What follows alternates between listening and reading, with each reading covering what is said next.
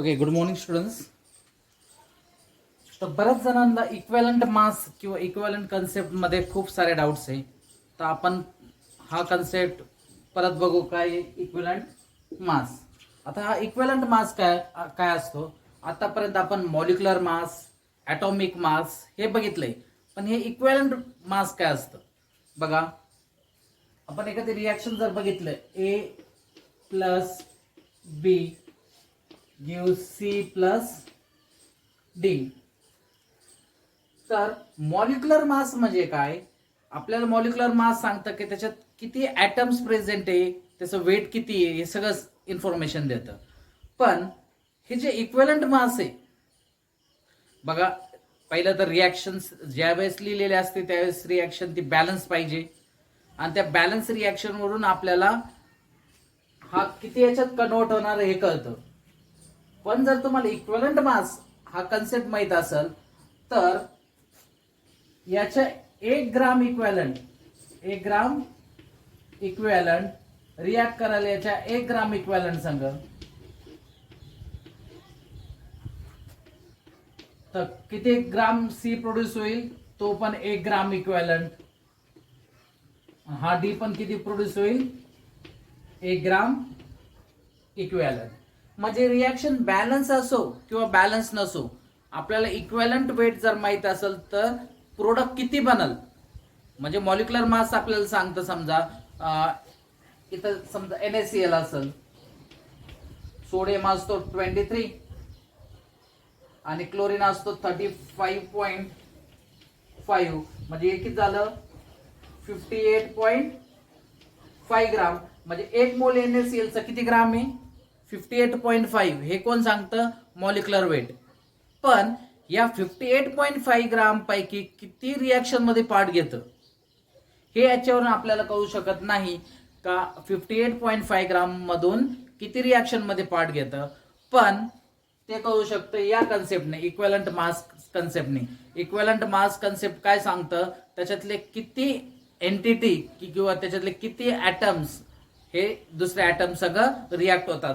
कारण त्याचा 1 ग्राम इक्वॅलंट दुसऱ्याचा 1 ग्राम इक्वॅलंट संग रिॲक्ट होईल, याचं 10 ग्राम इक्वॅलंट याचे 10 ग्राम इक्वॅलंट संग रिॲक्ट होईल. म्हणून हा इक्वॅलंट कन्सेप्ट आपल्याला समजणं खूप गरजेचं आहे. तर आपण स्टार्ट करू इक्वॅलंट कन्सेप्ट. फार छोटे छोटे कन्सेप्ट पासून तर सगळे कन्सेप्ट आपण याच्यात कव्हर करू.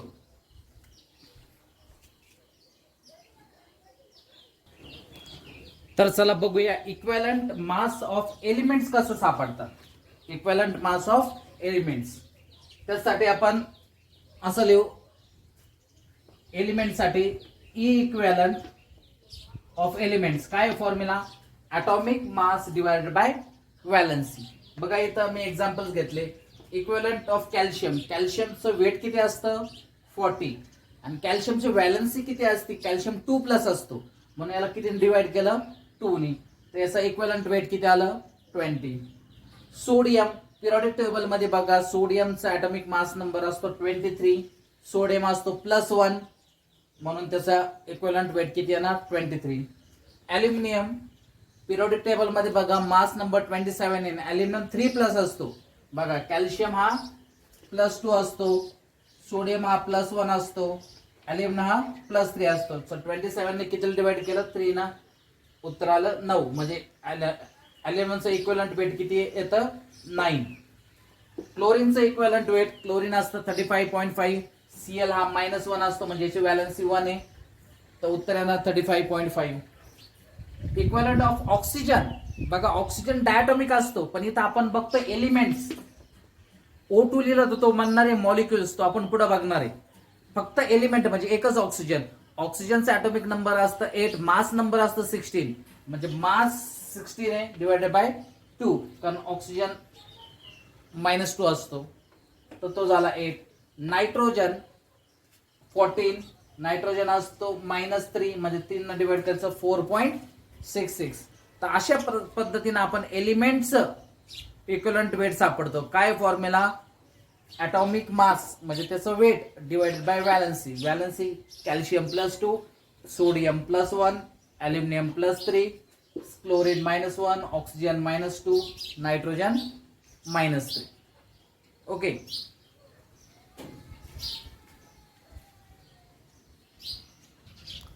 Okay, equivalent mass of molecules कसं सापडायचं? आता आपण एलिमेंटचं सापडलं, आता आपण मॉलिक्युल्स कडे जाऊ. त्याचा फॉर्म्युला आहे मॉलिक्युलर वेट, तिकडे होतं ॲटॉमिक वेट, इकडे molecular weight divided by valency into atomicity. इथं नवीन याला ॲटॉमिसिटी, ॲटॉमिसिटी म्हणजे तो डायटॉमिक आहे, ट्रायटॉमिक आहे का पॉलीॲटॉमिक आहे. फॉर्म्युला काय? Molecular weight upon valency into atomicity. बघा पहिले एक्झाम्पल, इक्विव्हॅलंट ऑफ O2. आता O2 आहे म्हणजे 2 ऑक्सिजन एकत्र आले म्हणजे हा मॉलिक्यूल झाला. एक ऑक्सिजनचं वेट किती होतं? 16. तर 2चं किती राहणार? 32. याची व्हॅलन्सी किती? O-2 असतो, तर 2 आहे. आणि याची ॲटॉमिसिटी किती आहे? इथं पहा O2 आहे, डायटॉमिक आहे म्हणून 2. 32 डिवायडेड बाय 4 दॅट इज 8.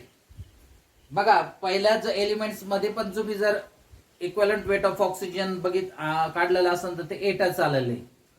बघा दुसरं equivalent weight of nitrogen. Nitrogen असतो 14 14 14 28. नायट्रोजन हा -3 असतो म्हणून 3. ॲटॉमिसिटी इथं 2 दिसतोय म्हणजे 2 ॲटम्स एकत्र आले म्हणून इथं 2 4.66. क्लोरीन बघा 2 क्लोरीन एकत्र आले, एक क्लोरीन असतो 35.5 प्लस 35.5 दॅट इज 71. क्लोरीन असतो -1 म्हणजे याचा इथं 1 × 2 तर ते येणार 35.5. O3 16 3 48. ऑक्सिजन -2 असतो म्हणजे 2. ॲटॉमिसिटी 3 ॲटम्स देतात म्हणून 3 2 3 6 6 8 48. S8 एक सल्फरचं वेट असतं 32 32 × 8 256. S असतो -2 म्हणजे 2 आणि 8 ॲटम्स म्हणून × 8 याला 16. पुढले हायड्रोजन, एक हायड्रोजनचं वेट असतं 1, 2 हायड्रोजन म्हणून 2. हायड्रोजन +1 असतो म्हणून 1 × 2 ॲटम्स दिसतात म्हणजे × 2 दॅट इज इक्वल टू 1. तर अशा पद्धतीने आपण इक्विव्हॅलंट वेट काढतो कशाचा? मॉलिक्युलचा. समजलं? दिसतंय बोर्डवर क्लिअर? ओके. आता बघा इक्विव्हॅलंट वेट ऑफ आयन्स कसं सापडतात म्हणजे ज्याच्यावर पॉझिटिव्ह किंवा निगेटिव्ह चार्ज आहे ते कसं सापडतात? फॉर्म्युला आहे mass of ions upon charge of ions. बघा इथं equivalent weight of Na+1 plus sign दिलेली फक्त म्हणजे हा काय आहे? +1 आहे. सोडियमचं वेट किती असतं? 23. +1 आहे म्हणजे चार्ज ऑन आयन, त्यांनी डिवाइड करायचं म्हणजे त्याचं इक्विव्हॅलंट वेट किती आलं? 23. कॅल्शियम +2, कॅल्शियम असतं 40 +2 आहे म्हणजे 2 न डिवाइड करायचं, इक्विव्हॅलंट वेट आलं 20. ऑक्सिजन -2, ऑक्सिजन असतं 16, 2 ने डिवाइड करायचं, आन्सर येतं 8. SO4 -2 सल्फेट म्हणतात याला, सल्फेट. SO4 ऑक्सिजन असतो 16 16 4 64 प्लस सल्फर असतो 32 म्हणजे किती आलं? 96. 96 -2 म्हणून 2 न डिवाइड केलं त्याचं इक्विव्हॅलंट वेट किती येतं? 48. फॉस्फेट PO4 -3 O4 म्हणजे परत 64 आणि फॉस्फरस असतो 31 म्हणजे येणार 95 डिवाइडेड बाय 3 31.67. याला म्हणायचं अमोनियम NH4+1 अमोनियम. नायट्रोजन असतो 14, हायड्रोजन असतो 1, 14 + 4 हायड्रोजन्स 18 +1 चार्ज म्हणून डिवाइड कितीने करायचं? 1 ने, हे येणार 18. तर आयनचं इक्विव्हॅलंट वेट कसं सापडायचं? त्याचं वेट डिवाइडेड बाय त्याच्यावरचा चार्जने त्याला डिवाइड करायचं. त्याचं वेट डिवाइड बाय त्याच्यावर जो चार्ज असेल त्यांनी काय करायचं? त्याला डिवाइड करायचं. तर आतापर्यंत आपण शिकलो इक्विव्हॅलंट वेट ऑफ एलिमेंट्स कसं सापडायचं, नंतर आपण शिकलो इक्विव्हॅलंट वेट ऑफ मॉलिक्यूल कसं सापडायचं आणि तिसऱ्यांदा आपण शिकलो इक्विव्हॅलंट वेट ऑफ आयन्स कसं सापडायचं. आता आपण बघू इक्विव्हॅलंट वेट ऑफ सॉल्ट्स कसं सापडायचं. ओके.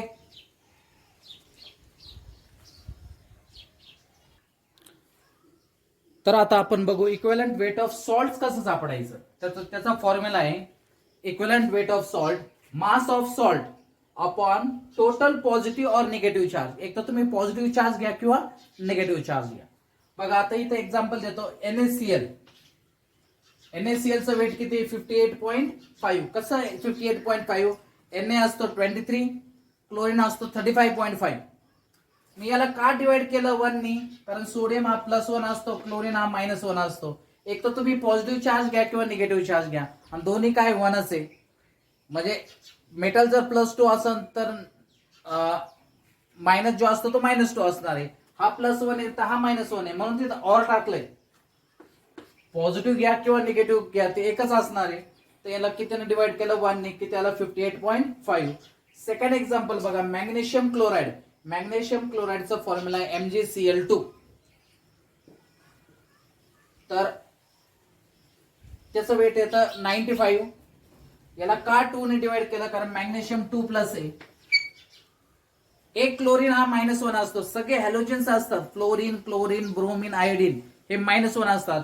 एक क्लोरीन -1, मग 2 क्लोरीन किती -2. म्हणून त्याला कॅन्सल करण्यासाठी हा मॅग्नेशियम किती +2.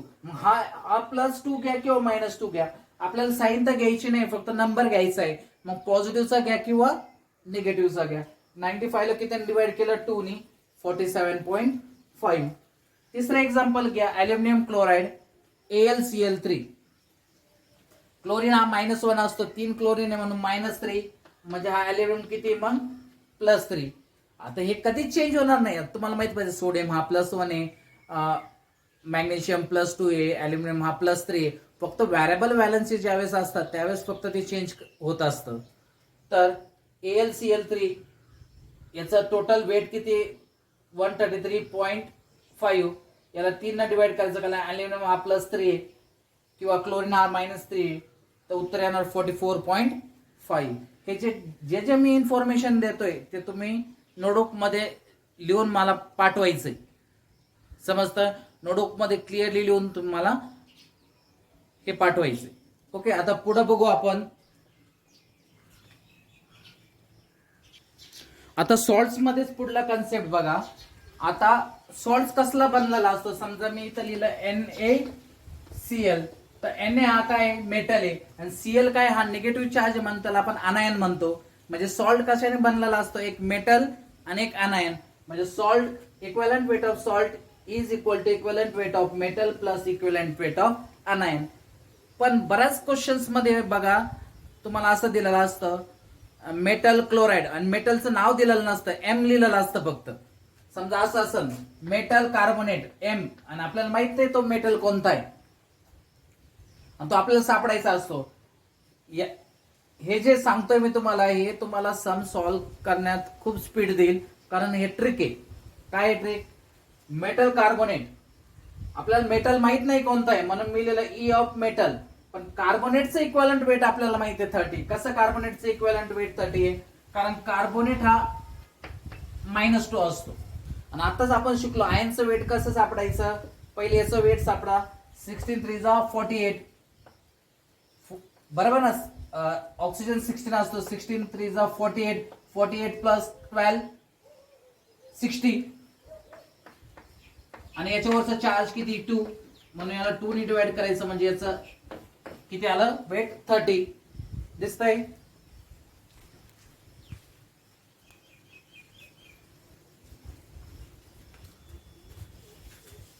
बघा इथं CO3 - 2A. आताच आपण शिकलो आयनचं कसं इक्विव्हॅलंट काढायचं.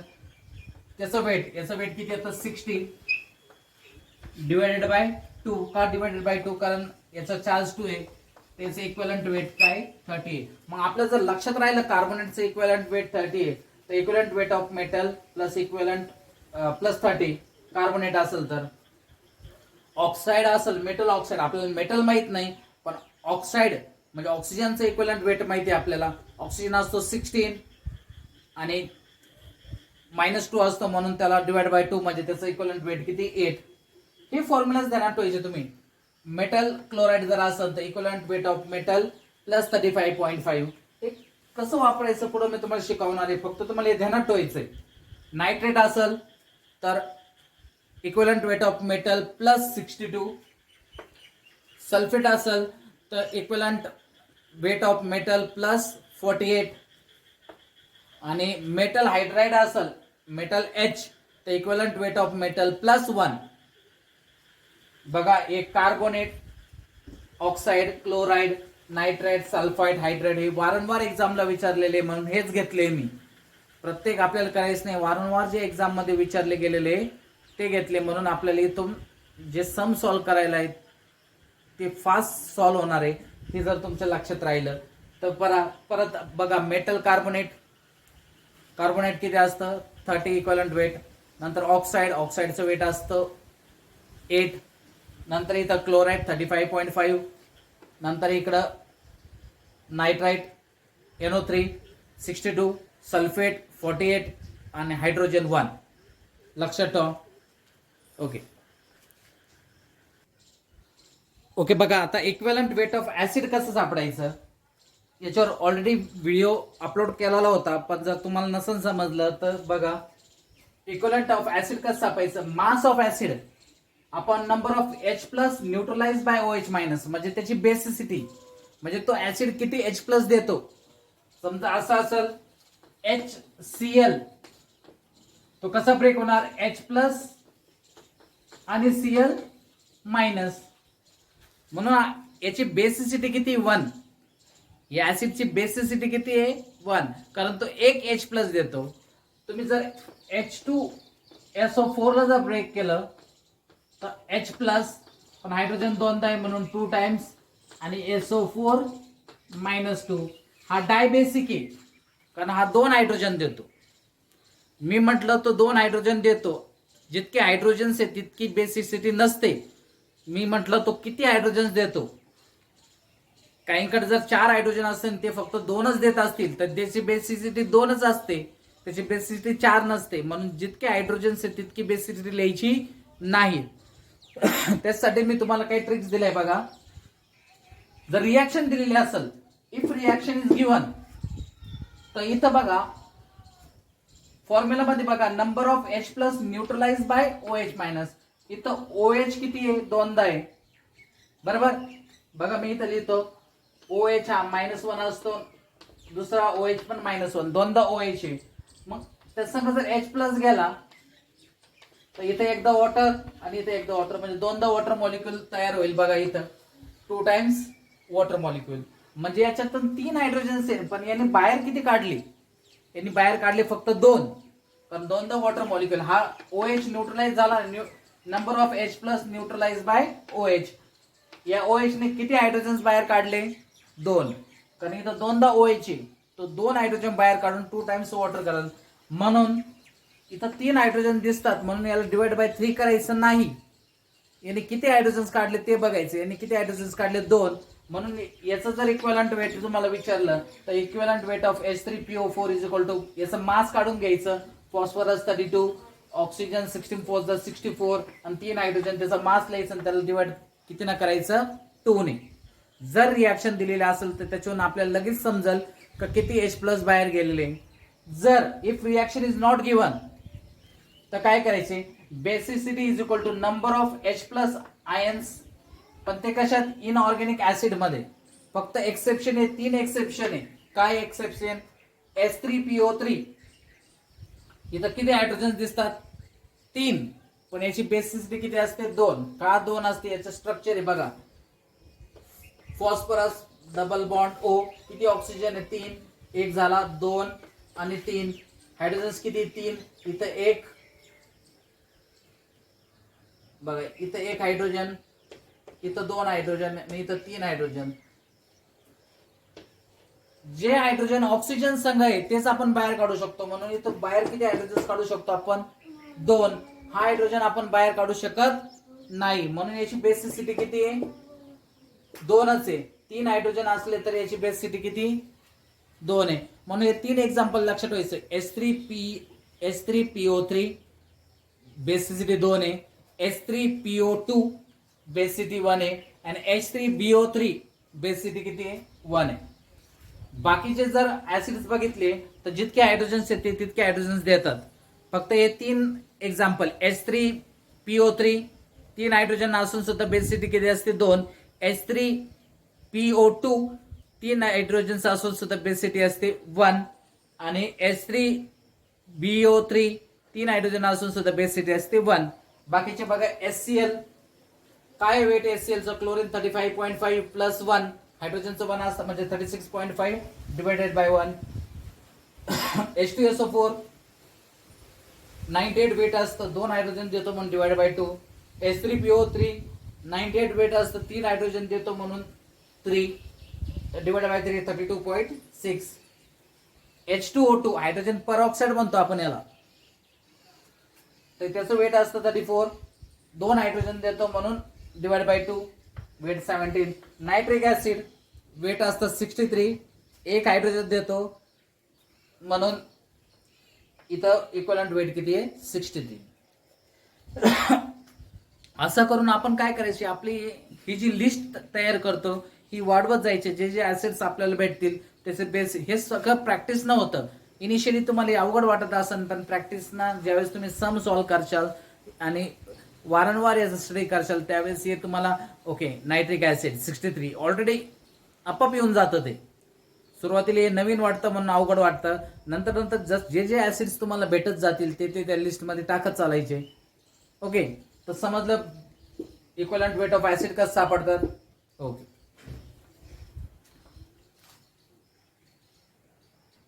बघा ज्याप्रमाणे आपण ऍसिडचं शिकलो त्यासारखं बेसचं आहे. बघा इक्वलंट ऑफ बेस कसं सापडायचं, mass of base upon number of OH minus number of OH minus neutralised by H plus.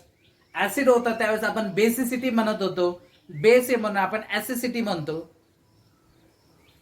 बघा इथं NaOH हा किती OH मायनस देऊ शकतो, 1, म्हणून याचा ऍसिसिटी किती झाली 1.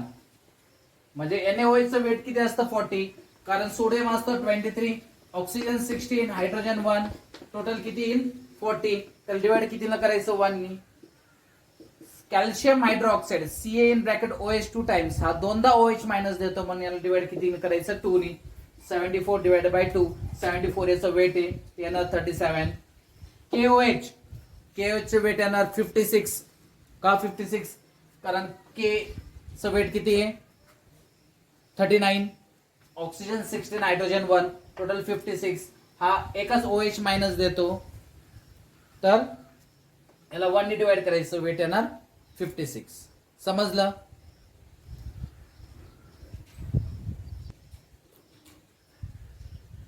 ओके, आता हा कॉन्सेप्ट आपल्यासाठी खूप इम्पॉर्टंट आहे. आता मी जे तुम्हाला क्वेश्चन्स दिले ते क्वेश्चन्स सॉल्व्ह करण्यासाठी हा कॉन्सेप्ट खूप इम्पॉर्टंट आहे.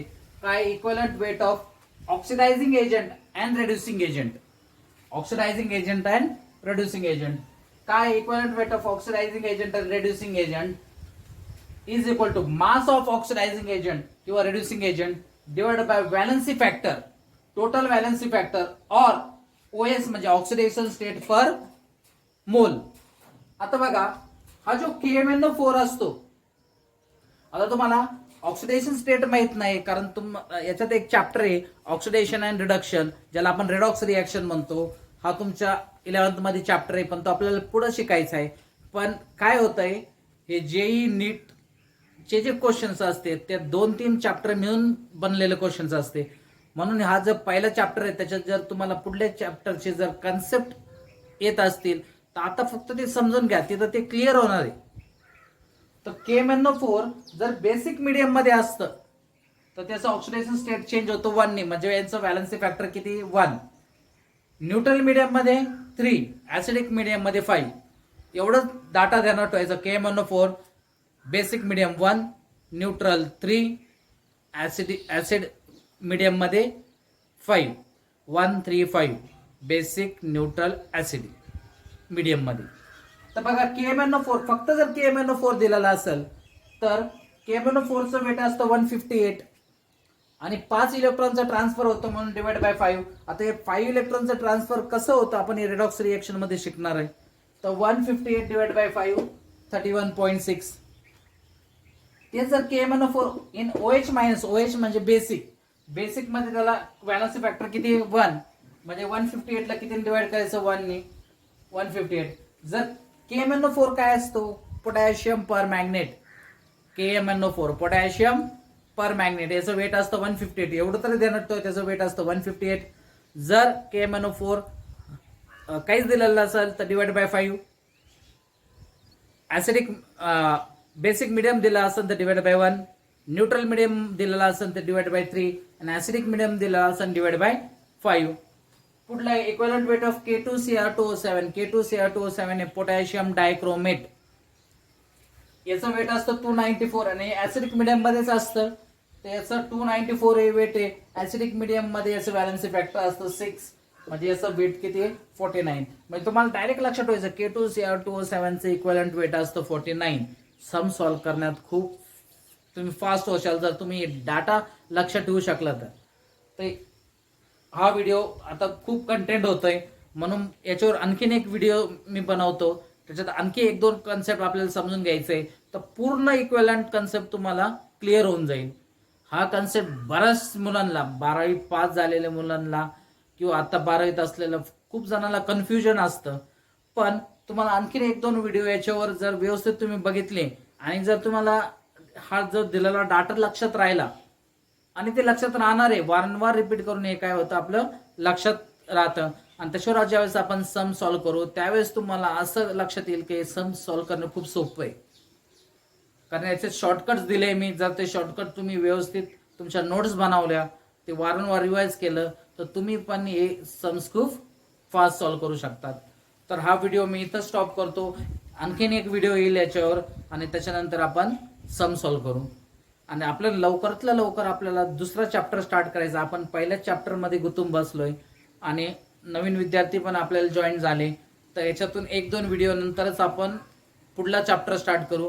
आणि पुढला चॅप्टर आपण असा अरेंज करणार आहे का प्रत्येक कन्सेप्ट नंतर तुम्हाला टास्क दिलेले असतील आणि ते टास्क लगेच तुम्ही सॉल्व्ह करायचे. म्हणजे प्रत्येक जे कन्सेप्ट मी एखादा व्हिडिओ ज्यावेळेस तुम्हाला देईल त्याच्यावर लगेच 10 क्वेश्चन सॉल्व्ह करायला देईल.